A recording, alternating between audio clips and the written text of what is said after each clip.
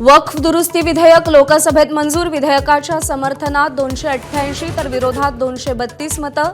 आज राज्यसभेत कसोटी।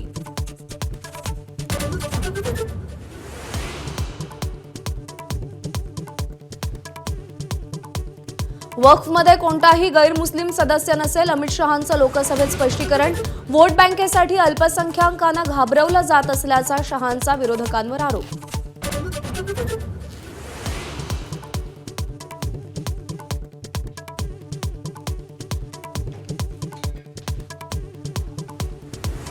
असदुद्दीन ओवैसींनी लोकसभेत चर्चेदरम्यान वक्फ दुरुस्ती विधेयकाची प्रत फाडली।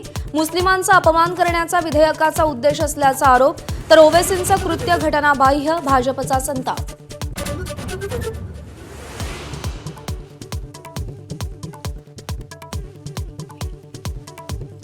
लोकसभेत मध्यरात्री 2 वाजता मणिपूरवर चर्चा। गृहमंत्री अमित शहांच्या उत्तरानंतर राष्ट्रपती राजवट लागू करण्याच्या ठरावाला मंजुरी।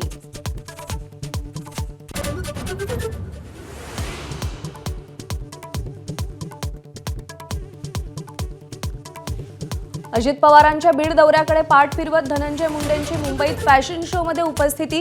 आजारपणाचं कारण देत धनंजय मुंडेंची दौऱ्याला दांडी।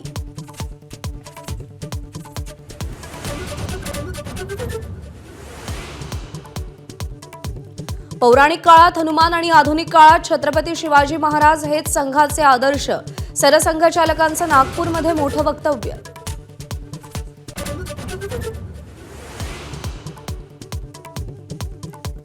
प्रेक्षकांना नोटीस पाठवणाऱ्या पोलिसांना कुणाल कामरानं डिवचलं। बँकरला देशभरात कुठेही ट्रिपची ऑफर दिली, तर कामराला मिळणाऱ्या पैशांची चौकशी करा। शिंदेंच्या शिवसेनेची तक्रार।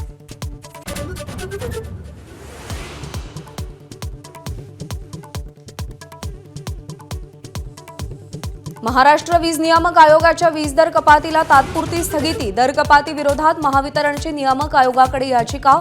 1 एप्रिलपासून दर कपात लागू होणार होती। सोनं लवकरच 1 लाखांवर जाण्याची शक्यता। जागतिक स्तरावरची अनिश्चितता आणि अमेरिकेच्या धोरणांचा सोन्याच्या दरावर थेट परिणाम।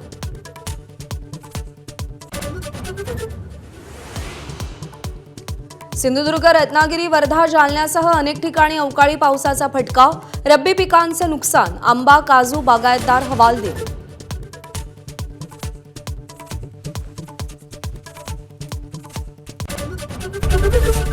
एबीपी माझा, उघडा डोळे बघा नीट।